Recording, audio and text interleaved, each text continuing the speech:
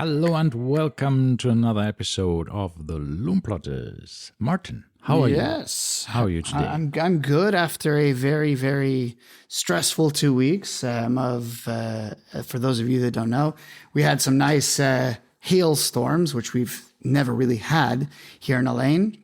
And then generally the eastern part of Abu Dhabi Emirate. And they were hail size of, they're bigger than golf balls, smaller than tennis balls, whatever you want to call them.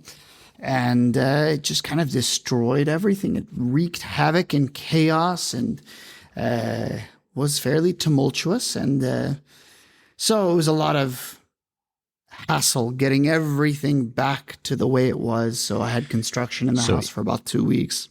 Yeah, so what you need to explain to other people, usually if it rains or if there's hailstorm, it's not a big deal. Things happen and that's normal. But in this case, because it was really big hail and we're not used to having rain, maybe like, and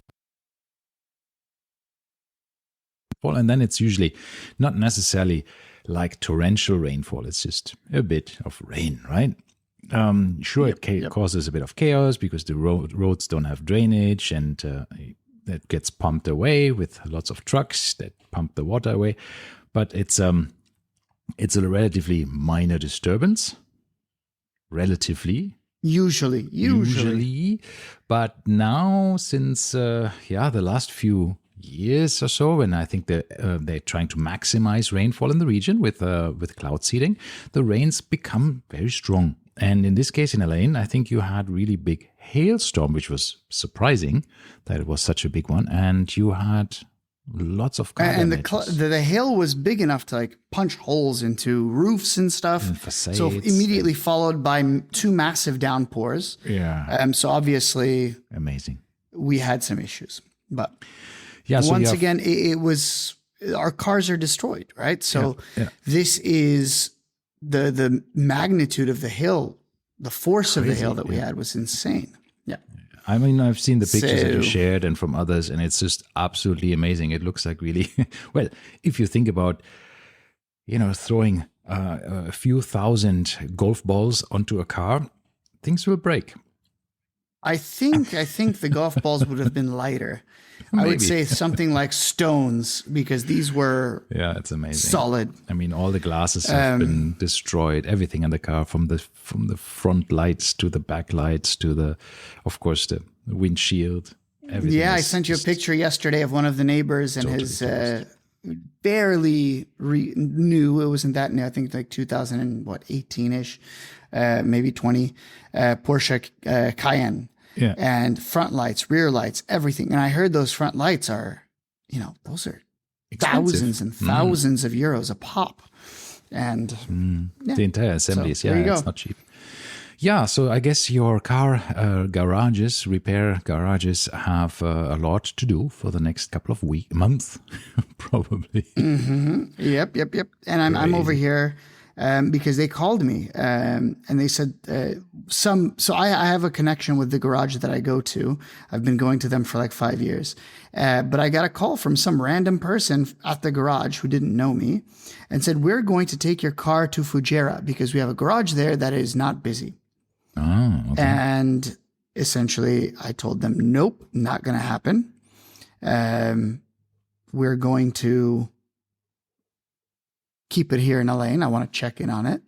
And the guy was like, no, not possible. But then I called the shop and I told him, no, this car stays here. He said, okay, fine, we'll fix it. And then here I have on my I have a air tag in it so I can keep an eye on exactly where it was. It pinged at 9:09 this morning and it's still here. So Good. I mean, for everybody, Fujairah is very far away from your place, right? Well, they said no. They said they would flatbed it there. Sure. They said, we'll come, we'll pick it up, we'll take it. But I said, my issue was I don't trust the workmanship in 99.9% of these shops. I've found a shop that I liked because I've been going to them for years. So for them to take it to a different emirate and to throw my car into a random shop who, for all intents and purposes, could just take all of these hail marks and just fill it with Bondo, paint over it and call it a day, It's the easiest way of fixing something, right? Obviously, it's not going to last long, but it's the easiest way of fixing it. Yeah. So yeah. my thought was this way I could keep an eye on the car, go down there, check in on it, make sure everything is going well. So anyway.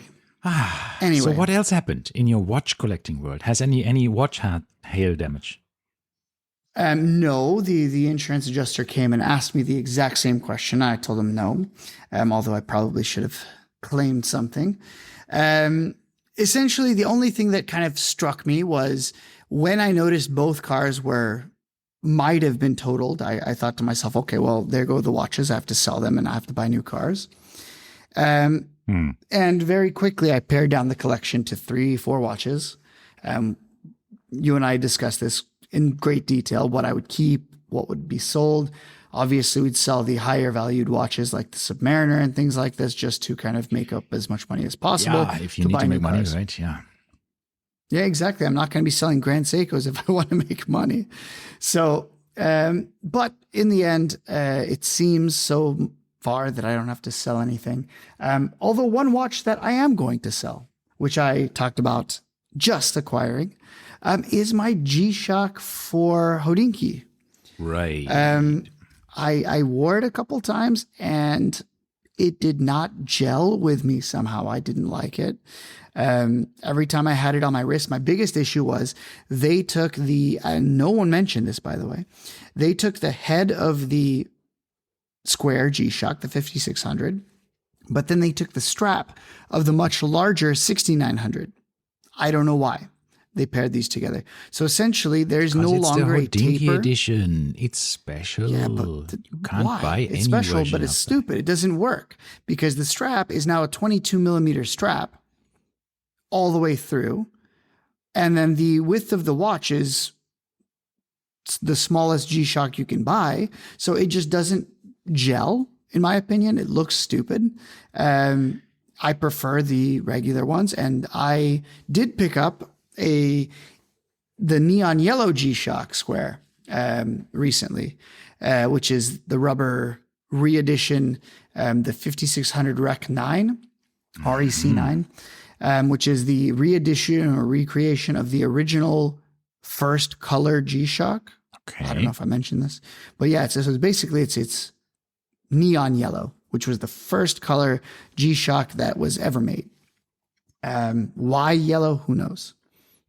But it's a nice color. Maybe story, it was easy to make in a plastic. It's something to do with this. Exactly.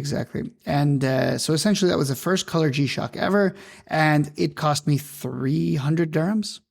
Oh. And I bought it from Casio directly, and I like it better than this stupid 1,000 dirham Ben Clymer edition, which just doesn't work for me. I don't know why. I am a bit, I told you so, because yes, my Hodinkee editions that I in my life that I usually went for mostly the Swatch ones, they just never really. They're nice on screen. In that vein, we haven't asked what you're wearing, but I'm going to go ahead and tell you what I'm wearing. Okay. And I am wearing a Hodinkee limited edition. I'm wearing my Oris. And I still maintain that this was a fantastic collaboration. This fits totally to your wood chopping, lumberjack outfit today. I have a lumberjack shirt as well. But essentially, 38 millimeters. It's the smallest case size that the Caliber 400 can fit into. Okay. There's no spacers. It was wedged in basically. And it's a no date. And in this olive green color. And I've paired it with this olive green NATO strap, which looks I must say good. it's a tasteful version. It is. And it's not screaming. There's no bright colors. It's very understated. And the big thing here is when we buy limited editions, we want to buy them because the brand themselves didn't make what we liked or what we wanted. Yeah.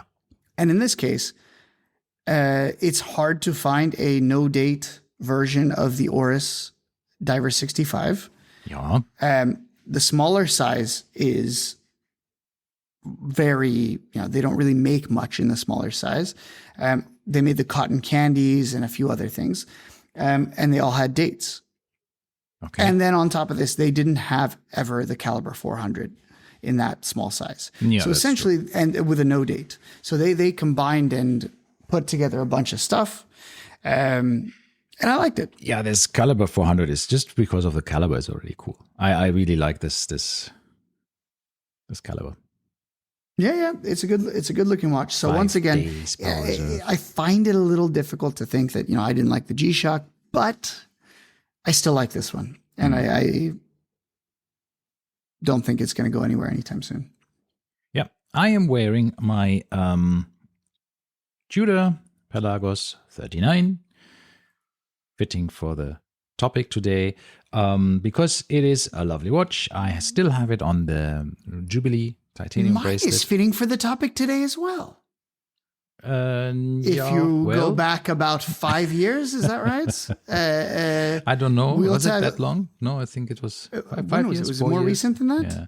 Something So like this. yeah, But yes, it's fitting. So that's my Judo, and I have a new watch that I wanted to announce. Reveal. Yeah, I have bought another Tissot PRX, and this time it was the PRX Chrono, the white dial, which has a very nice sunburst. No, not sunburst really. Yeah, no, it's sunburst. It is a brushed dial, which is white but vertically brushed. Has the black subdials and is this golden hands, rose gold hands, which looks really, really striking. It's a bit of a chubby monkey, but it works surprisingly well. And I wore it for, I think, 5 or 6 days straight because I liked it so much.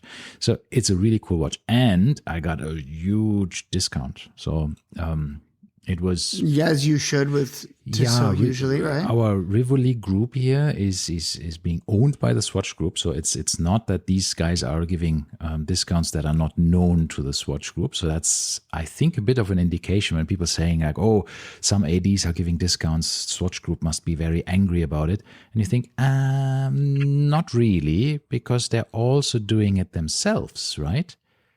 And that is surprising. In the background here, I have a doorbell and two dogs voice, going crazy. We will. So, our AI dear will filter listener, everything out. No voice. But the thing if is, it doesn't, that's the explanation. yeah. Otherwise, we will mention something that you won't hear. Anyhow, so that my point. Exactly. Ghosts in the machine. Yeah, so what I wanted to say is that this is really a big discount. Usually it's 7,400 dirhams.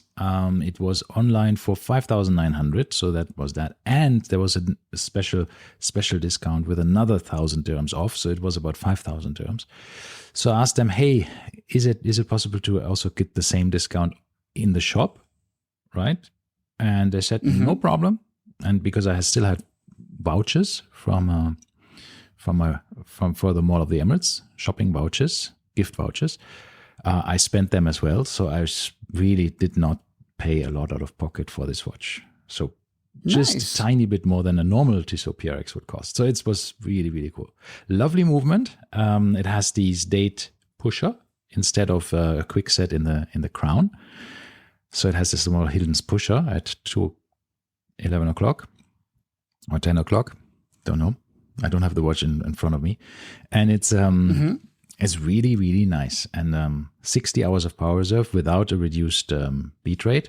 So I'm very, very excited about it. So I really like it. It's such a cool watch. It looks very much like my Zenith that I had before, that I had to sell when I had the big incoming watches. So I'm happy to have this kind of style back. Yeah. You didn't go for the digital one. I'm surprised. You and your love of... No, that's just not... No, if I go for digital watches... But you love PRX. Yeah, but the digital one looks really not so cool. You know, I think what... Did you see the TRN 50 from Casio? Yes, I did. Looks exactly the same, right? It looks but better. But did you see the latest Dune edition from Hamilton? Oh, God. The one with the blue digital one? I did. Did you see that in a video? It's blue. It's digital. It lights blue. It's blue light. I want to have it. I didn't like it. I was not a fan. No, me neither. But when I saw it on the video, I thought, oh, this is so nice and blue. And it glows so. No, I don't. I'm not going to buy it, but I had the Hamilton PRS, right? Was it PRS? PRS? Pulsar, PSR. Sorry. PSR. Yeah. Yeah. Which You're mistaken I with the think- PRX. Yeah, which is super cool. And I really enjoyed this watch, but I eventually had to go. But I really thought super well made, super fat sapphire crystal on it. And this lighting up of the display. It was just a nice watch. Anyhow. Anyhow, it's not a chronograph. Now I have a chronograph again with the PRX Chrono and a really good one at that. What other chronos do you have? Omega seem to have Speedmaster from 1973. Everything else is. What else do I have? I think that's it. That's my chronographs. Which Sorry, the Speedmaster Type do you 20, have? of course, the Type 20. Oh, the Breguet Breguet. Type Which 20. Speedmaster? I've never seen you have a Speedmaster. My vintage one. Sorry, Seamaster, not Speedmaster. Seamaster, 1973. You know the gold one, blue dial, Yes. blue white dial. Yeah, but you never had a Speedmaster. Yeah. Or you Never not- had but a you never had one? Speedmaster. No, I was saying And you will never never have a Speedmaster. mentioned having one, so I thought I would have heard of this. That's before. my Ralph brand. Okay, I speaking of never had a speed and Speedmaster and Speedmasters. will never have a Speedmaster. Yes. Okay. What was it? Sorry, not Hublot. Bremont. Not Bremont. I was so Breguet, often Bremont, so blah, blah, blah, Blancpain. close. Yeah, so close to buying a Speedmaster and never did. It's crazy. Yeah. I still see. got mine, and it started making a funny sound. But if you hold it on the side, it doesn't make any sound. Sounds very, very promising. Healthy, But it's still better than my apparently Rolex, right? My Guinness, which is still in It's repair. making a ting ting ting sound. So in the background you hear the tick tick tick tick tick tick tick tick tick, and then every fourth beat, I think it makes a ting ting ting ting ting ting. And somebody mentioned that it's essentially oscillating something in it. I don't know if the oscillating the what's it called, the escapement itself is hitting the underside of the dial if What? you hold it in a certain Oh, okay. orientation, because then gravity is pulling it down if it's upside down. Okay, so you So mean I the looked into balance this. wheel is hitting something. But two things have to happen at this point. Yeah. Essentially, one, it has to be held in a certain orientation, and Okay. secondly, it has to be fully wound. If the torque reduces, it no longer does it. Okay. So I started Googling around, and people said, yeah, this happens. So it's still keeping perfect time. Okay. Once Well, again, leave it. It's an old watch. In 2016, according to what's it called, Watchbox, when I tried to sell it to them once, they said, oh, it's an old watch. We have to service it. Yep. That was like in 21. It was 5 years old. Now it's 8 years old, so yeah, it's time for a now I'm not service. selling it anymore. No, I'm just I'm saying not it's time for a service. It's time for, yeah, absolutely. This watch had a 5-year service interval. Yeah, I think that's what they recommend. Yeah. With a 1-year warranty when it came out. A 1-year warranty. Yeah, I'm glad that this has changed nowadays. Anyhow, what else has changed? A lot. And what is our main topic today? Where's Formula One. so many changes? Yeah, Formula One and watch Okay, sponsorships. but you mentioned your Gurner, but you glanced Yeah, over it. I wanted to say So it's what still happened in. to your Gurner before? It just stopped working, and in the watch box it's just stopped ticking, and it's back at the service because it's from August, right? It's not even a year old, half a year old, and it stopped working. Of course, I had a very disappointing service center experience or Rolex experience. They basically told me in the small boutique where the watch was purchased, where I said, here, watch not working, please repair, service, whatever. And I said, yeah, but we cannot accept the watch. I said, what do you mean you cannot accept the watch? No, you have to go to the big Rolex shop. I said, well, I'm already here, right? And I already explained everything to you. Can you just accept the watch and then send it yourself to the other shop, who then can send it to the service center? Even though the watch was purchased there, right? So they get deliveries. So that means also people will come and deliver stuff. So people can also pick up things, right? It's just insane. Every day they get deliveries from back and forth from the head office. So I whatever. I said, this is really weird. And I said, no, just go there. And I thought, that is such a luxury experience, right? When you think about it. And then this kind of, and then of course in the other showroom, I gave them a piece of my mind saying like, I don't appreciate being sent around the mall doing your job. I mean, this watch was expensive, right? And you are making me running around just, and it's not working, and it's not my fault, right? It's just like you're doing you're doing me a favor, accepting the watch when it's actually you should be feeling sorry that this thing is not working. And it's just sometimes these Rolex guys have, I don't know, such a arrogant attitude. Most of them are great, right? The salespeople. I wouldn't say most. No, I'd I say think some most of them are great. Some of them are great. But some are really weird, and you think, come on. I mean, if it would be me, I would say like, I'm so sorry that you had this bad experience with your watch. Leave it with me. I'm taking care of it. But no, it was like, no, yeah, whatever. Go to the other showroom. We cannot accept it here.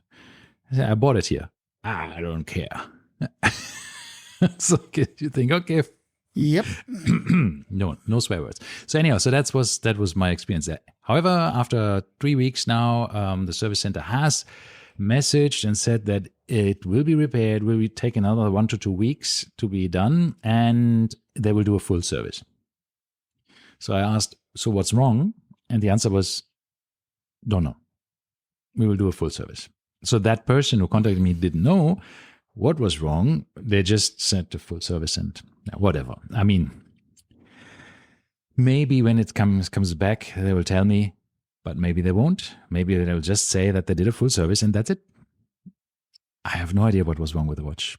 But obviously, it's not something they charge, so it's not my fault. So they have figured out that it's not a drop, it's not anything else. So that's a good thing. Okay. All right. That's not bad. Again, it also ties into the absolute topic that we have today. Rolex is part of that big topic, and it is. All right, so let's talk about the topic. The topic is Formula One once again. So we of course we're back into the new Formula One season, so we wanted to talk a little bit about Formula One and watches. Yeah, in general, watch brand sponsorships in particular. Not just brand sponsorships, but anytime. That's what I want to talk about. Yes, you want to talk about that. I'm saying anything watch related within Formula One. Officially, of course. So let's start with the biggest of these topics, because we can break it down team by team and talk about who's sponsoring what, because there's a few changes there. But before we get into that, it's important for us to talk about how all of this stuff came around. And this is a very interesting kind of topic.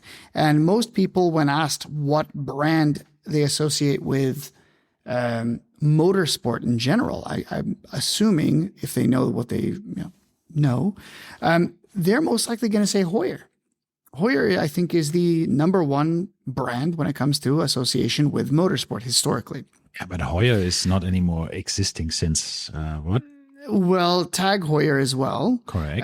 If we remember, Tag was Technique d'Avant-Garde, which it was a company that manufactured a lot of components, essentially, right? Mm-hmm. One of which, if I'm not mistaken, was the turbocharger for the Porsche engines that were used back in the day for Formula One.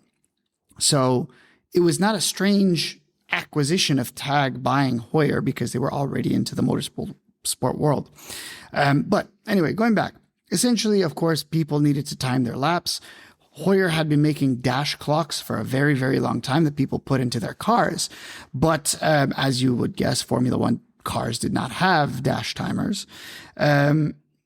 So within Formula One, also within other areas like Le Mans, drivers did wear chronographs, generally to either time their speeds using the tachymeter scale or time their laps.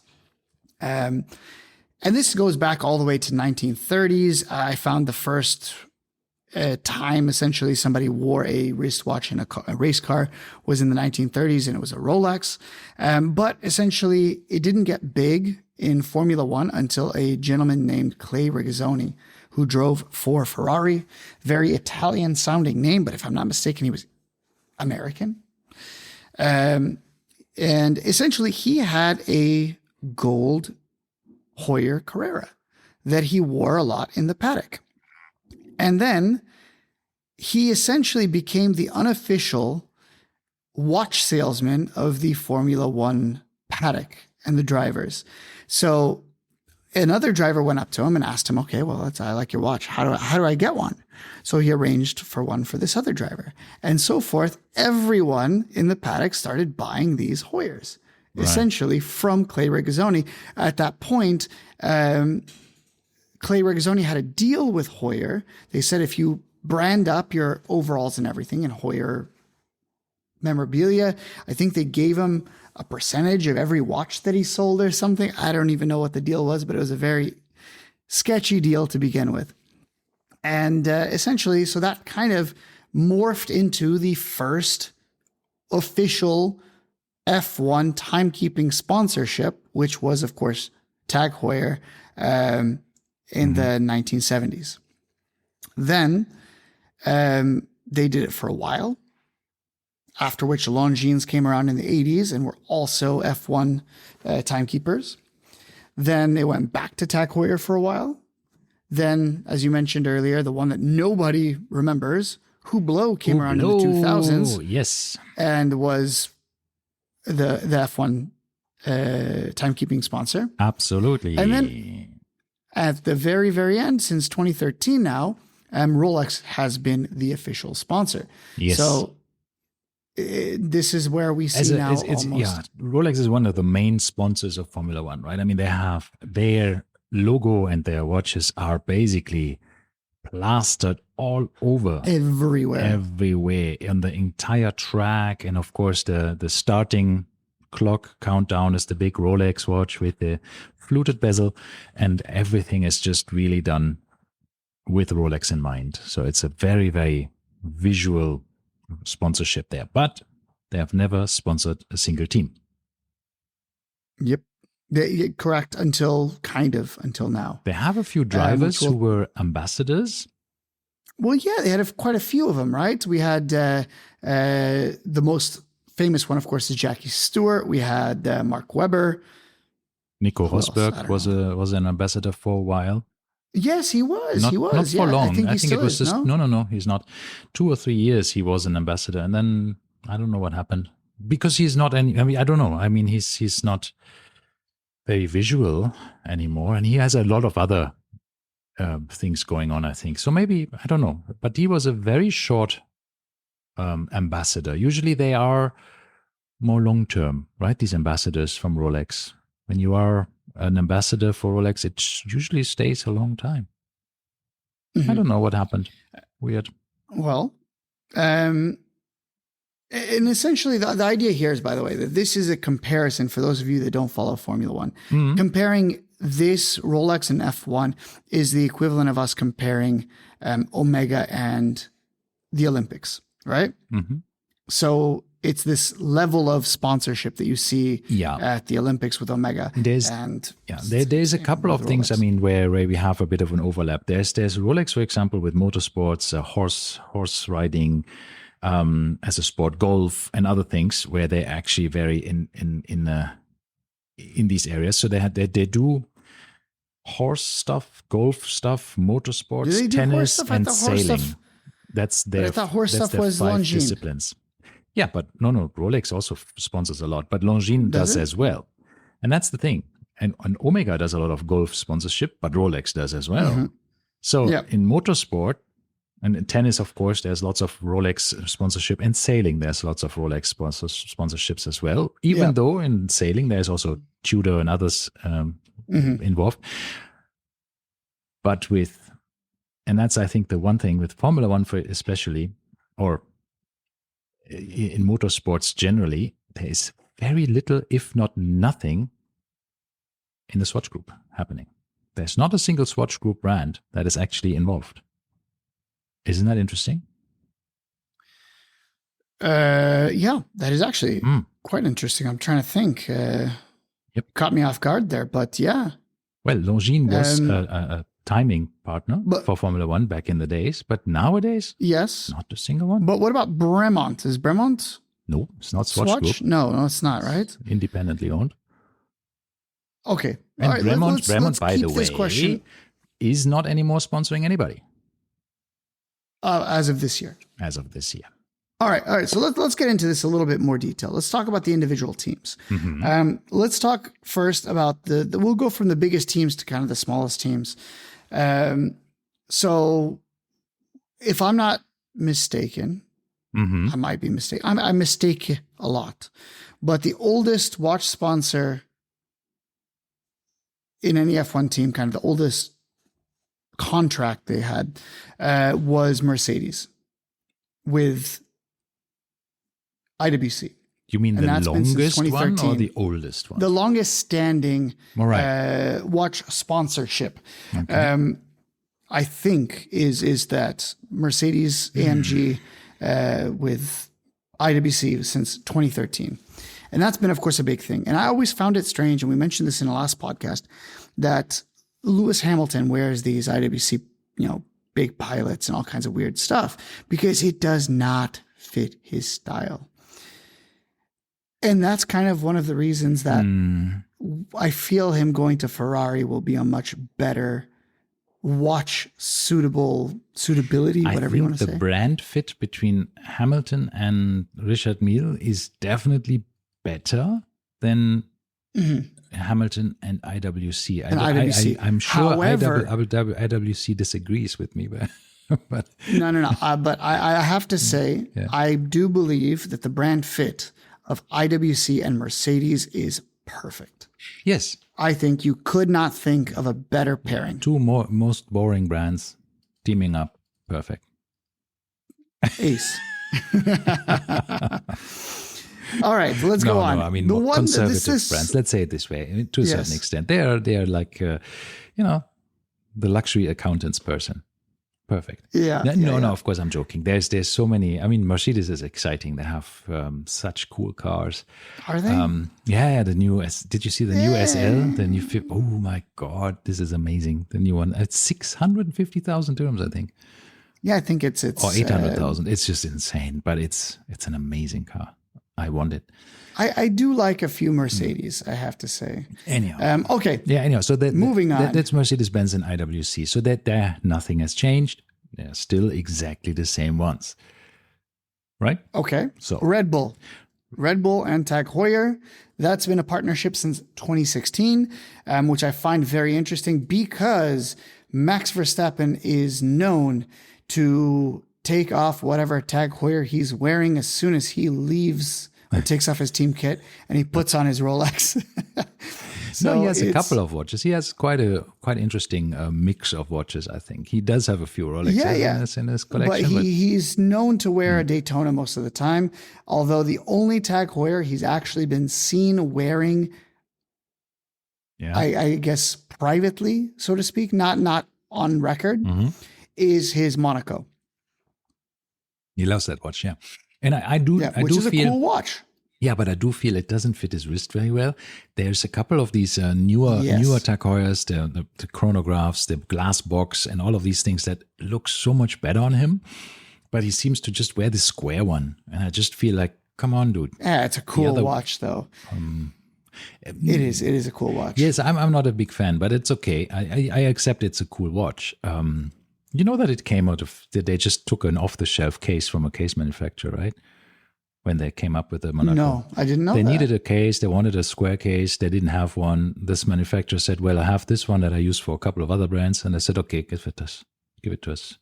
That's how it came. Okay. They needed to get a watch quick, and that's how it became. But it never became iconic, only with them, right? With Tag Heuer. So Tag Heuer is funny because Tag, as you said, was an engine developer. They had the Tag Porsche relationship there.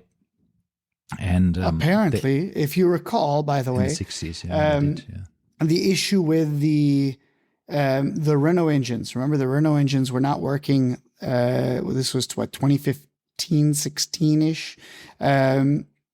They had bought their engines from Renault. Yes. And the Renault engines weren't working as well as Renault's own team engines were working.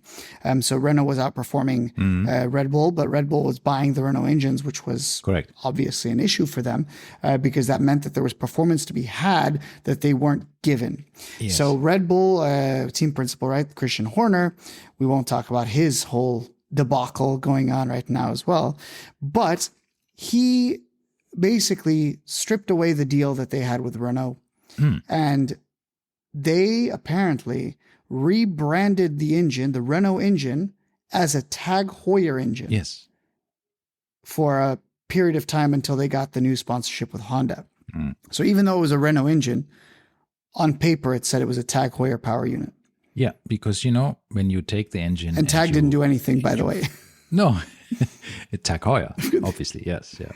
Yeah, it's weird. Anyhow, so it's that's the interesting thing there. I mean, nowadays, Tag Heuer is part of the LVMH watch group, so, they have no affiliation to Tag anymore. Does Tag still exist, as in Avant-Garde Technology, Avant-Garde Group, or whatever it is? I don't know. Yeah, I know it's a Saudi company. I know that. But what they do is, since the 80s, late 80s, I think, they haven't made any engines, right? For F1 at least. So I don't know what else they're doing. What I find particularly interesting to me is how little Tag Heuer did marketing-wise with that partnership. If you go to an IWC boutique, it's all over. There's a Formula One car. There's right. Lewis Hamilton staring at you from every angle. And you think, in a Tag Heuer boutique, you don't even know that they're sponsoring anybody, right? It's a bit weird. It's like, somewhere in the back or so, right? They haven't really put this sponsorship in the front and center, even though it's the most successful team, right? In the last couple of years. So it's very surprising. I have thought of something. Okay. And once again, ignore my ADHD hopping around topic to topic, but you mentioned that there was no sponsorship, nothing F1 related from the Swatch Group. Yes. And I remembered one. Okay. It was not a direct sponsorship, but a sponsorship of an individual. Michael Schumacher was Omega. Yes, he was as a person sponsored. Yes. Boom. As a person. Yes. So yes, as an still ambassador. not as an ambassador, still not what's it called, a team. Because at that time there were no watch sponsorships for teams, I think, right? So they had these individual sponsorships, and I'm not. This is why I said Rolex is not sponsoring teams. They have certain drivers that they have under contract, but if you have as a team, that the contracts are nowadays like this. Even if you're a personal sponsor of Rolex, for example, if you drive for, let's say, Mercedes, you have to wear IWC. Your personal sponsorship cannot override this. And you can't, you have to probably put it on ice for the time you drive for the team. Correct. So, yeah, that's how it is. But yeah, you're right. They have this very famous Speedmasters Schumacher editions. There's plenty of them. You're absolutely right. That's true. Okay. Now, that was a random aside. All right, going on from Tag and Red Bull to, I guess, the big trifecta, right, would be Ferrari. Ferrari has been, since I think 2021, sponsored by Richard Mille. Before that, it was sponsored by our favorite brand of all time. Yes. Hublot. 10 years, I think that. And they 10 years. Was exactly, was 10 time. years. Yeah. Which is kind of interesting. Now, of course, Richard Mille made that special Ferrari ultra thin watch as well. They're able to take advantage of this partnership, right? Yeah. Which is interesting. Interesting. Nothing much I can say there. I do remember at one point in time, Richard Mille had his name on 6 Formula One cars. So 6 out of the 20 cars had Richard Mille's name on it. So it was Haas, McLaren, and Ferrari all had Richard Mille sponsors. Haas, yeah. Wow. So he was single-handedly the largest sponsor. I guess the most sponsored on every How many however watches you wanna does say that. Richard Mille produce in a year? I think it's in not even a thousands. It's in a couple of hundreds, right? No, isn't it? I know it's is it thousands? I don't know, 4,000, 3,000. I mean, there's a lot going to the teams then, right? If you have 6 teams, because you have a lot of people who should 5,000 watches a year. 5,000. Yeah. 5,000. Okay, then it's a bit more than I thought. Yep. Wow, but still, Okay. wow, interesting. Moving on to Richard Mille from Richard Mille.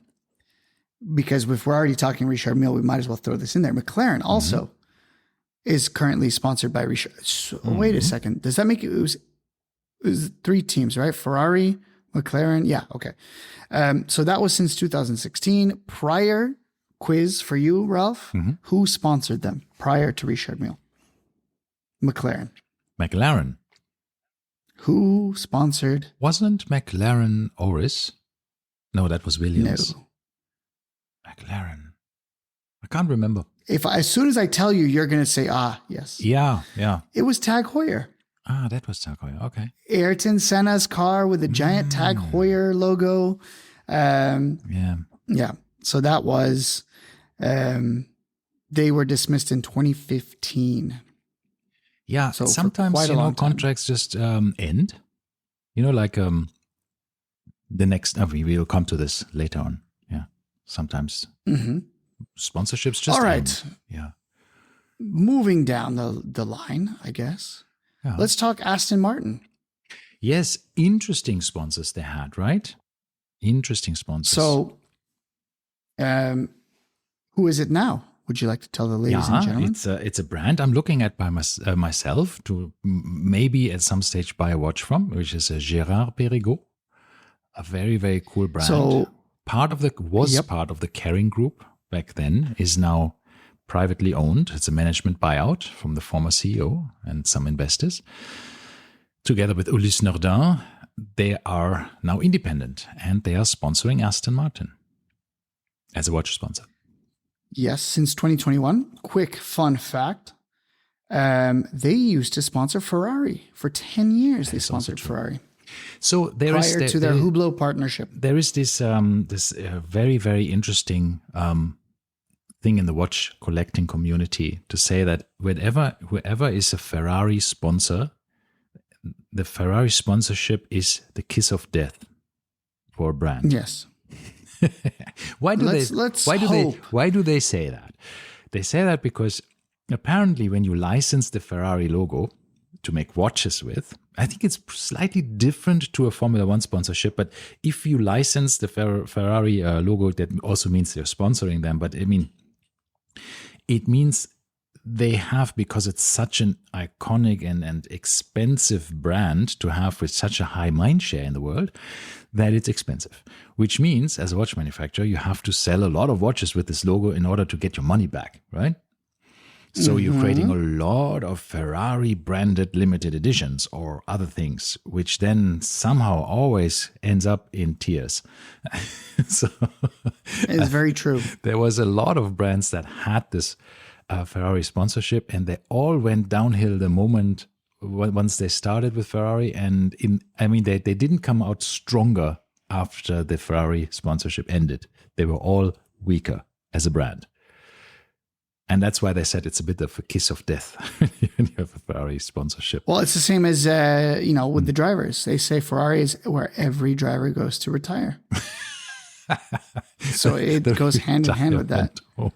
Everybody wants, I think everybody who has a lot of his success thinks that my time in Formula One is not complete if I haven't driven for Ferrari. A lot of these drivers and what's his face said this very well. Vettel as well. He said Vettel said this. He said, Ferrari. No. What did he say? He said, point blank, he said, everyone is a Ferrari fan. Even if you drive for Mercedes, you're still a Ferrari fan. Oh. And that is ironic because now, of course, Lewis Hamilton. But still, yes, it's very true. I think deep down inside, you can't hate Ferrari. I mean, it's just not possible. Yeah, I think it's Ferrari has this mystique about them. They have the drama. They have all of this passion, the emotion, the ups tifosi, and right? downs, the very passionate fans, and it's just and of course it's just a fantastic brand, right? Yeah. Anyhow, so it's It's fantastic. I love them. So, let's hope that they do end up killing Richard Mille in the process with their kiss of death, because I would be totally fine if Richard Mille went away silently into the night. no, I think they're okay. I mean, all of the crypto bros need a brand to spend their money on, so let them have Richard Mille. Let them They have leave. Hublot already. Anyhow, so Gérard Perregaux, I think it's a great brand. Moving on. I think they really need to. I want a Laureato personally. I actually want the. I don't mind it if they did it without a date. Even Smaller one without a date. They always I'd be do very much okay. a nice date window with I think in dial color, so they do that quite nice. I think, but I love the Laureato, but I think always the price is just is the same as with the IWC Engineer. It's just a bit too much, the retail price. But now, I mean, everything is coming down. The IWC Engineer is already available slightly under retail. The Laureato is 50% under retail. If you see the best offers from Japan at the moment, it is insane. I mean, there's way to go. So I think it's soon. I will Moving pull on. the trigger. One of the interesting sponsors that I really do kind of appreciate is Alpine. Alpine has really done this. Let's go French. Completely, yes. And they went full French, right? Yeah. Essentially, French drivers. Yep. 2 French drivers, the only 2 French drivers in the paddock. I really thought this is pretty team cool. principal French, but I thought the team principal wasn't French anymore. It was with Cyril Abatar or whoever. But he's now with Red Bull, no? Cyril. What, Cyril is nowhere. Cyril is gone. Where was he? Cyril was right now it's Bruno Femin, who is. No, it used to be Otmar before that, right? So no, they so I know Renault was Cyril. Renault was Cyril, and then afterwards it was Otmar, and then afterwards now it is Bruno Famine. Is that it? And I don't know anything about him. No, he's French. He is French, even with a name like Bruno Famine. He is apparently very French. So there you go. His name is not Bruno Famine. His name is Bruno. Bruno Famine. Bruno Famine. Like that. See? Yeah, exactly. But once again, they went in with the French watch, which I don't know if there's many French watch manufacturers besides this, but of course they chose Bell & Ross, which I think is a watch. I mean, you could argue that Cartier is a very French company. Well, the watches are Swiss made, but you could see Cartier. Could you imagine? Well, so are Bell & Rosses. They're Swiss made as well. Yeah, true. But yeah, oh my goodness, come on, Alpine, get your shit together and get a Cartier sponsorship. Cartier was technically that would French. Be so cool. That would be so cool. But anyway, yeah, since 2016, Bell & Ross has been the sponsor to both Renault as well as now Alpine. Yeah, and who have they now? That is surprising. I mean, I found this, I couldn't believe it first when I heard it. What? The new sponsor of Alpine. What's the new sponsor of Alpine? Moser. Since when? Since 2024. Bell & Ross is out. Is it really? Yeah. I'm doing some Googling. Quick Googling. I got all the message from Moser, obviously, really? as a Moser owner. Yes. Oh my goodness. How did I not know this? I was going on about how French they are. Yes. And then they threw away their Frenchiness. And now they're German-speaking French. Swiss. Exactly. From Schaffhausen.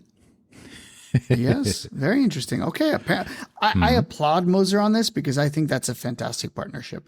Not for Alpine, but for them getting into F1, I think that's really cool. And I think this is the one thing, they have these very iconic and cool chronographs in their lineup. The Streamliner chronograph, right? It's a super cool watch, and I think it lends itself to go into Formula One. And I think they will do a better job of leveraging that a bit better. Yep. I feel, but let's see. I mean, the latest, what is it? The chronograph, the perpetual calendar chronograph Streamliner is just a super cool watch. Did you see the Salmon dial? They actually have omitted the logos now. Not even the hidden logo. They've admitted a lot of logos, right? Yeah, for example, on the Vanta Black and stuff, there were no logos anymore. But I think the Heritage Dual Time, the one that I have was the first one that had this hidden logo, right? This very subtle logo that you only see sometimes with some reflections. It's one of my favorite logos. Yeah. But now even in the Salmon, Perpetual Calendar Streamliner Salmon, they have completely omitted the logo. One might argue that because certain people are already referring to Fume dials as Moser dials because they were so, synonymous with the brand Moser, that some people say a Fume dial is a Moser dial, which means that there's such a brand recognition from just the way the dial is designed, very, very empty, very open, and very elaborate in their Fume and in their light play. Yeah. But I don't know. I mean, it's still a small brand, right? I mean, that's why I think it's like, wow. I mean, I think they want to produce about 8,000 watches this year. And it's the first time that they will produce as many. They have never produced so many watches. So it's interesting. But I guess with the Formula One sponsorship, that might help to get this brand to a much broader audience, I think. If they do it a bit better than maybe Tag Heuer. And if you see this movement that they have in there, it's this new not new, but the hand-wound movement, they're pretty. They are so good. I love it. Yeah. Anyhow, so that was a surprising news. When I got this news in my inbox that they are now an Alpine sponsor, I thought maybe they're just sponsoring Alpine Motorsport, but not the Formula One team, right? But no, I was wrong. It's completely full on the entire Alpine's motorsport divisions, including Formula One. So it covers all of their motorsport divisions. So that's really cool. Yep. All right. Moving on to, I think, my favorite announcement, which you got caught off by the Moser. I didn't know. I'm not a huge Moser fanboy, but you sent me a link a couple weeks ago, and I just saw the title, and I thought to myself, no freaking way. And that was, of course, I don't even know what to call them. Everyone's been calling them V-Carb for Visa, Cash App, Red Bull, or Racing Bull. I think it's Racing Bull, right? I don't know. I don't know. Yeah, I think it is Racing Bull or Red Bull. I don't know, because it's patented the former Alpha Tauri the team. term. Yes, correct. Which is the former Toro Rosso, which was the greatest name ever. Toro Rosso, super cool. I agree. Super cool name. Yeah. And now, by the way, so they patented Racing Bulls for Toro Rosso, whatever you want to call them. And what's ironic about this is Red Bull has two bulls on their logo, so it's plural. And these guys are called Racing Bulls, plural, with only one bull on their logo. Yeah. So even that doesn't make any sense. So I think the official name of the team is the Visa Cash App RB. RB. I mean, but what RB stands for is still up with that name. I mean, obviously Visa, but Visa Cash App Racing Team. It just doesn't roll off the tongue in any language, in any way you want to see it. And if you call it now V-Carb, that's even worse, because then you have no brand recognition of this sponsorship at all. So yes. Come on, call it just the Visa RB team or something. But no, you had to do the Visa Cash App because you wanted to shoehorn the bloody Cash App product in it. Okay, but it doesn't. But is Cash App something to do with Visa? Yes, it's a Visa. Yes, I think so. No, isn't it? Or is it two different ones? Isn't I mean, I could be mistaken. I thought Cash App was a separate That's company. even worse then. I thought it's the Visa. Visa Cash. Nothing to do with Visa. What is Cash App? Cash App is a mobile payment system in the US and UK. Nothing to do with Visa. It can be used anywhere Visa is accepted, though. So maybe they are somehow related. But it has nothing. It's owned by Block Inc., which has nothing to do with Visa. HR Block? I don't know. Nonetheless, Jesus, it's two separate companies. They wanted to get the double. That's even worse. Name. Yeah. But anyway, I did find that it is the RB does not, in fact, stand for Racing Bulls, although the company is called Racing Bulls. That is the name of the company, but the team is just RB. Okay. So there is no. Yeah. They said they just confirmed that RB does not stand for Racing Bulls, apparently in a press release. What it stands for then is anyone's guess, but generally it's either Red Bull or Racing Bulls. And so who is the sponsor? We haven't revealed it yet. Oh, okay. So for the longest time, they were sponsored by Casio, Edifice specifically. Yes, right? not the normal Which was Casio always G-Shocks interesting or because, something. Yeah, but Edifice. Yeah, G-Shock, I'd be like, that's cool, but Edifice is such an... Nah. I had a Casio Edifice. I sold it on a flea market. Did at one point.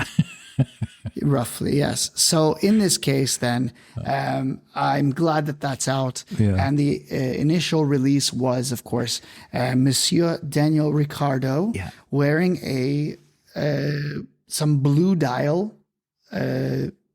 It looked like a ceramic blue ceramic watch, black ceramic with a blue dial, Black Bay. Correct. That was it was a stealth release because it was on the pictures of the new team sponsors or the drivers or so. Yeah. And so they were wearing that particular watch, which is like the ceramic Black Bay, right? With a different dial. So obviously it's cool because it's blue is their color, white and blue. And the watch is black, but with the blue dial. So super cool. I mean, it looks nice. I always find black and blue combinations a bit borderline. But in this case, I think it's not bad. It looks cool.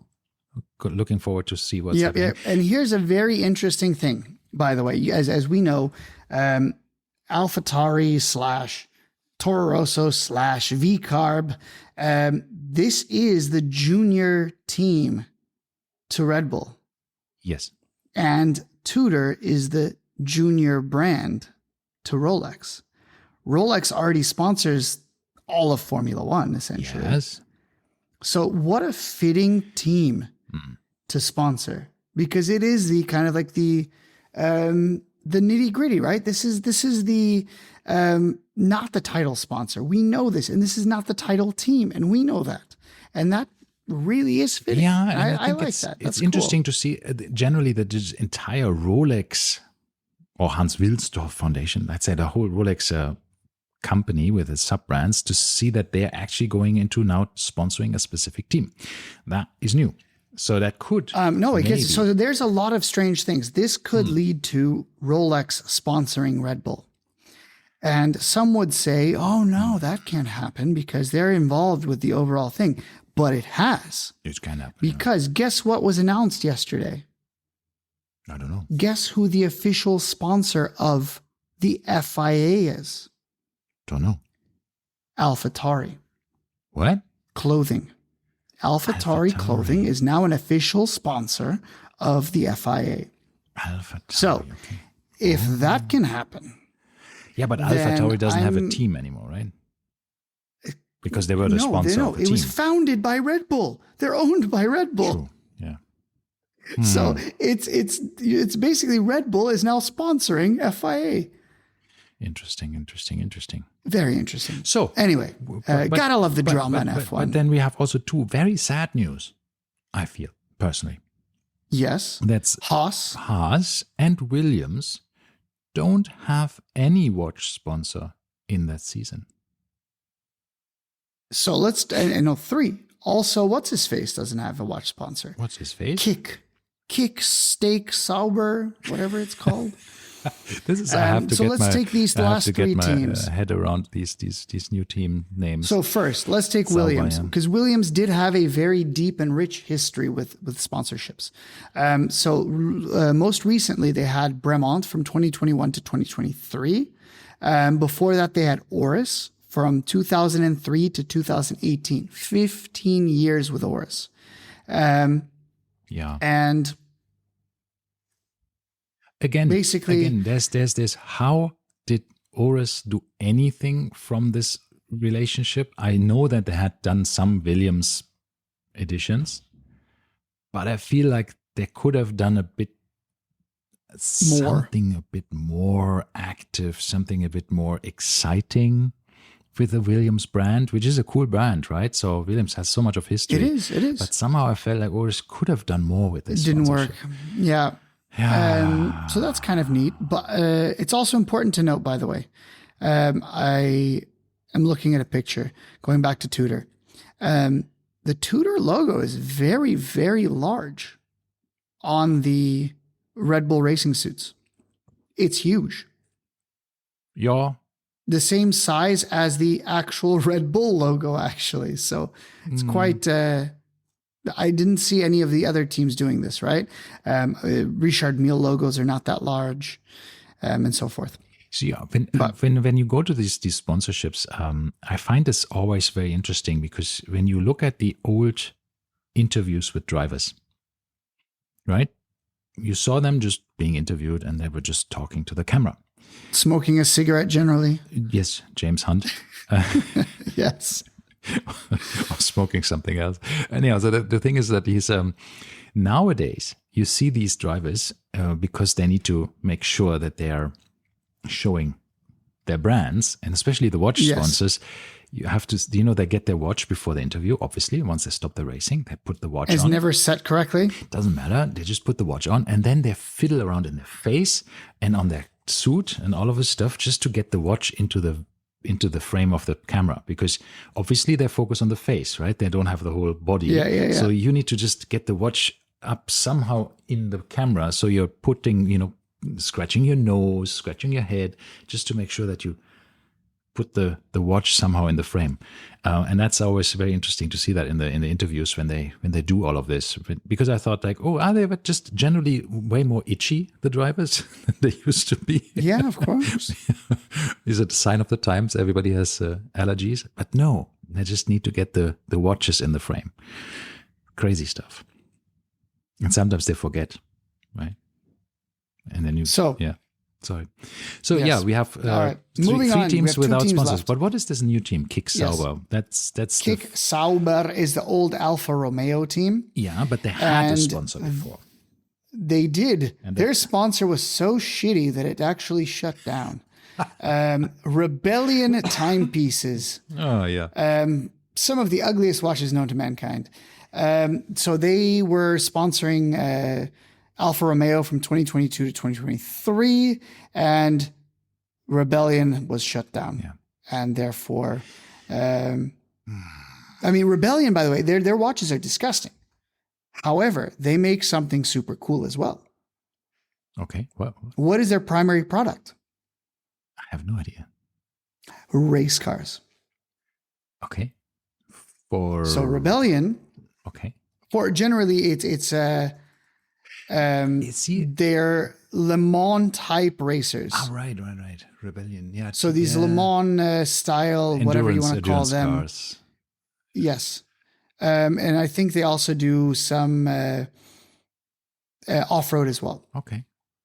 So I don't know if they make them, they sponsor them, there's something, but now essentially Rebellion is known as Rebellion Racing. Oh, okay. And they no longer make any type of watch stuff. I found it very interesting to see sometimes when you see these brands that are starting to make watches, like Singer, right? Singer used to be Singer. just a pure Porsche 911 rebuilder, tuner, refittinger, modernizer, just make extremely amazing Singer Porsches, right? I think they have recently, when I saw a documentary about it, there's like a waiting list of like 6 or 8 years or something. I mean, if you want to have your 911 redone by Singer, you wait for nearly a decade, to get it done. So very successful. But then they started watches. And not just as a sponsor, they just started making watches in their own name, right? Which I found very surprising. But this is like rebellion, then, I guess. So, yeah, there seems to be but I don't know if it's their car or if it's if there's racing and watches. I think they're a racing team. They use other cars, but they're essentially an entire racing team. So they do both Dakar and Le Mans, or WEC, which is the World Endurance Championship. Those are the two things they compete in. Yeah, I think it is a bit sad for me that that Casio actually dropped out, because I felt generally that Casio has the brands like G-Shock and MRG and all of these things that could have been a better match to F1 with a 100th of a second chronograph and all of these other functions. I think that would be perfect for Williams at the time. Edifice, or right now, right? Edifice for me, yeah, exactly. Edifice for me was always a bit like that's the mall brand for me. The Casio Edifice was for me just the ugly duckling. It is a Maybe mall they brand. wanted to lift it up, but Edifice But was imagine always like, MRG on everything. MRG would have been a cool sponsor. yeah, wouldn't it? I think so too. And it also has the price range that is a bit more that you want, area. exactly. Yeah. So, I mean, once again, and the people that can't afford an MRG can then go and buy a G-Shock Metal Square. Yeah, and also even the G-Shock, it does transcend I mean, the block levels, letter, the right? block G-Shock level lettering would be perfect on an F1 car, right? Yeah, I do notice they sponsor a lot of things like surfing. So the Netflix had a documentary, I think it was Netflix, about surfing, just like the F1 documentaries that they do. Same people, Box to Box Studios made one about surfing. Surfing is surprisingly a very important brand for the younger generations, apparently, for the... Yeah, and they had a lot of G-Shock sponsors, or G-Shock sponsored surfers. Breitling as well, they have the surf squad. Let's move on to the last of the last. Breitling also Haas. missing. Yeah, which watch brands would we like to see? Just because we are... Hold on, we're not done yet. Who else is there? Haas. But they have no sponsor, we already said. Yeah, but we have to talk about their previous sponsor. Okay. So essentially, Haas had a very interesting story because technically speaking, they didn't have a sponsorship. They had a driver with a sponsorship, Roman Grosjean. Yeah. So because of Roman Grosjean, Richard Mille decided to sponsor the whole team. And then Roman Grosjean announced his retirement in 2020 after having a lot of drama and issues. And with him went Richard Mille. And Haas has not had a timing sponsor since 2020 season, which I think is kind of cool because that just shows that, Richard Mille said, we stick with our guy. If you don't want our guy, we don't want you, essentially. But although Roman, I think, voluntarily withdrew, he wasn't fired, like Gunther Steiner, who, by the way, has now a new job at RTL Deutschland, right? He's going to be some kind of race analyst. Yeah. Which is kind of cool. Yeah, RTL is a big private TV station. I think it's from Luxembourg, Radio Tele Luxembourg. But it's very, very big in Germany. And it's as a private TV channel. And they have the Formula One, I think, rights. And they have these different commentators who are infamous, not famous, infamous. Yeah, to a certain extent. So Günther Steiner will fit right in there. I hope he's keeping his very dramatic way of talking. Hold on. Yeah. Quick pause here. RTL lost the F1 rights this year. Oh, well then that's a bit. But they still do sports programs and probably summaries and stuff. So I guess they have a sports program, but then why would they have hired him Very interesting. Maybe they're planning on getting it back. Who knows? He is. I do think he can give some really nice insights in the world of Formula One. So it's and he doesn't hold back. But it's going to have to be. It's going to have to be edited. I think. I like his personality. So it's very Anyhow, but yes. I think Leah, what I wanted to see is I want to see Mercedes-Benz dropping IWC and teaming up with Hamilton. Just as a no. Hamilton watch company. I've always thought, what a miss. In the Mercedes. How does Hamilton not have Hamilton as his private watch sponsor? Well, he actually sued them. I don't get it. You know that, right? He sued the watch brand Hamilton once. Did he? I had no idea. He did. If you Google, just not surprised. Yeah, but he wanted to come out with watches in his name Hamilton, and so he somehow filed a lawsuit saying like, "Hey, I want to have this brand name," but Hamilton's watches said yes, he lost. Hamilton basically said like, "Dude, we are producing Hamilton watches for a while, so it's and this is our name." But he said, well, but it's really my name, right? So you can't have my name because my rights are higher because it's my actual name. And they said, you know what? No. So anyhow, he lost there. I think this was but Hamilton's been around for ages. Yeah. Anyway. Yeah, so that's it. Who else do we want to see? Now coming back. Who else do we want to see? I would like to see in Formula One, or you. Who would I like to see? Frankly, I would like to see. I don't know. You go first. I'm going to think for a second here. Okay, we already said G-Shock. I 100% would like to see G-Shock. I think that would be an excellent pairing. Yeah, I think. Your turn. Who do you want to see? I think that's true. With the, look, I do feel, of course, for the back markers, always a bit. I feel sorry for them because it's hard to get the proper sponsors, because you don't want to have a sponsor. Well, a lot of sponsors don't want to be coming last, right? I do understand that this is a bit weird, but I do feel now that we have so many of these fashion brands, starting to do watches and respectable watches, Louis Vuitton watches, Chanel watches. Louis Vuitton, which team would they sponsor? They have to be an Italian team. Alpine. A French team would, of course, that would be Chanel to be there. No. Louis Vuitton is French. Yeah, I know, but I think Chanel has the more Frenchness.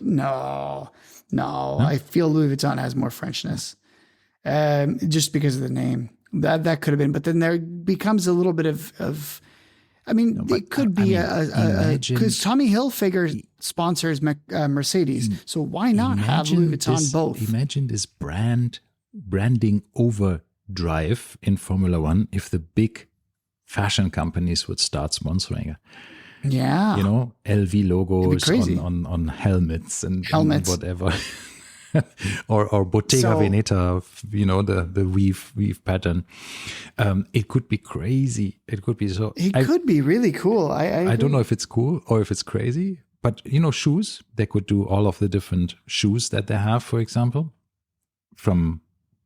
because Puma and Adidas and some other racing brands do the shoes for the drivers, right? Yes. Well, there's a market there. Since they're all doing sneakers now. There's FIA standards that they have to live up to, right? So I don't think anyone would switch shoes. Yeah, but what they could do, and this is what's been done. Imagine you are producing to the same standards. Producing a Formula One sneaker is not a problem for a company like Prada or something. But if you then do a Gucci patterned shoe or a Louis Vuitton patterned shoe, so this is something that has been done. It's very visible, right? So. In cycling, this is common. We have somebody who manufactures a shoe, for instance, right? Yeah. But you have a sponsor. For instance, Mark Cavendish, famous cyclist, sponsored by Nike. Nike does not make cycling shoes. So what did they do? He got some regular shoes, slapped a massive Nike logo on the side of it. And that can be done, right? In this case, as you said, go get your Puma shoes. But then on the side, have a Damier Ebene print. boom, done. So Or a monogram print, right? That'd be super cool. from the fashion watch brands, the other brand I would like to see is Patek Philippe. And I think They wouldn't do it. There would be I a don't great know. sponsor It doesn't for mesh. Haas. You know why? Because they're in it for the long haul. You know, they always say like they invest for 100 years horizon and all of this stuff. So, Yes. so yeah, go and spend the Haas. It's a another long-term thing investment. is for racing bulls, because they're already using Honda engines. Why not put Grand Seiko on there? See, They used to have Casio for the same reason, because they were Japanese. I'm a fan of, for example, Vacheron Constantin, for example. You know, I love Vacheron Constantin as a brand. Could go. But I do feel they are, and then I thought about AP. I think AP could definitely be, because they think probably we missed the boat with Richard Mille with the sponsorship, because now they do all of the different collaborations. I mean, they are probably the biggest marketing brand in the high horology sphere of all of them, right? I mean, their marketing is just completely on mainstream marketing. Then I thought maybe something like a Parmigiani for Ferrari would be more fitting. No. Just the name, Parmigiani, Ferrari. Oh my God, that would be cool. No. No. No, I do think. No. Yeah, then Tissot. I always find Tissot on Haas would be appropriate. Did you see the new Tissot, the manual wind chronograph that they have just released, the PRS 5? No. It's beautiful. I mean, it's really cool. But what do you think about somebody like the new Breitling, the Universal Genève, when they come out with their new watches? That could make, because they're cool. tri-compacts, that's like a chronograph brand. I did see the new Tissot. I did see the new Tissot. Okay, coming back to Universal Genève, I think Universal Genève with Breitling starting that brand, that could be amazing when they start with the first chronograph, because chronographs racing, you know, there you have the link. That could be cool, I think. Other than that, I think, well, some of the Swatch brands, maybe not Zenith as an LVMH group. Why Zenith is not in Formula One is a mystery. Yeah, with a agree. with the absolute chronograph focus, right, and the El Primero. Other than that, I don't know. I don't know what else I would like to see. Maybe some German brands. They don't really fit this so well. Nomos could fit. But Nomos, I don't think that they just think about what logo would look good. What logo would look good on the side of a car? Nomos would look great. Maybe, yeah. But other than that, their brand ethos is there. Yeah. I do feel somehow a bit weird that Breitling is not in these areas, but I think they wanted to avoid the really super high expensive sports with sponsorship. Then on the other hand, Chopard is a classic motorsports sponsor. Yeah, it is. Never done there, and I think Milia. Yeah, exactly. So they have a lot of, you know, they do a lot of, I think, even in Le Mans sponsorships. Chopard. Yeah, I do see. Also, what's his face does a lot of. What's the other one?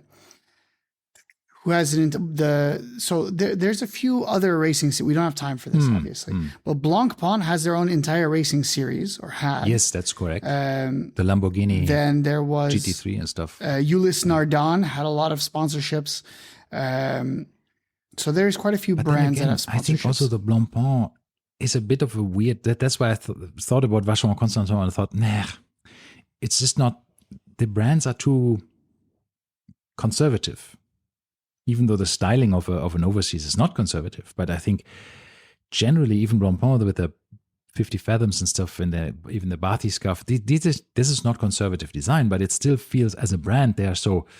You know what I mean? It's not the same. Yeah. They need to be a bit fresher, a bit more energetic. I agree, but I do want to say that Chopard they do sponsor some F1 in a strange way.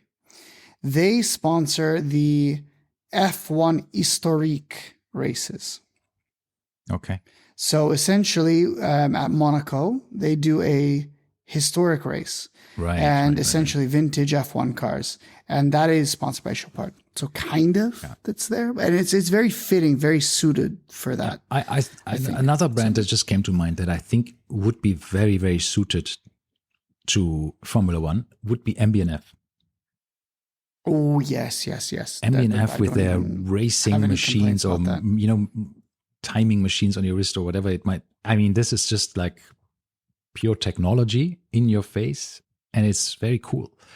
It should. Would it be a good? I mean, it's a small brand, so I don't know if they have the financial capabilities. But that could be a good match somewhere. Agreed. What else would you like to see? All right. JLC? I think come again? JLC. No, wouldn't work. No, JLC. Leave them to do what they do. Imagine they once come again, up with as we said, with an idea of somehow shoehorning a reverso into something Formula One related. I don't know why. Let the baker bake the bread. But I do still feel like if you do this, right? I mean, the reverso needs to update because I think it loses on. They have no young watch designs. Everything they do is like targeted to me, I feel, and I'm an old fart, right? No, I think it's even targeted to older people than you. You think so? Oh. It's funny, but I am the one that has one, so no, that's surprising actually. But yeah, it's not a young, youthful watch. What do you think about Jacob & Co? Jacob & Co could sponsor something. They're flamboyant, extravagant. There's one called the 24 Hour of Lemons. They race this in the U.S. There's a rule: your car can't be more than $500, and then you can't spend more than I think it was like $1,000 on safety exclusively. So basically, Jacob & Co would be perfect for that sphere. Any kind of demolition racing, maybe the monster trucks, they would be fine with. Yeah, anything that has rednecks and a bunch of trailer trash. Put the Jacob & Co there. I do feel Konstantin Chaikin because some of the cars look like a Konstantin Chaikin with a crooked eyes. They do. The grave digger. Yes, monster truck does look like a Konstantin Chaikin. Yeah.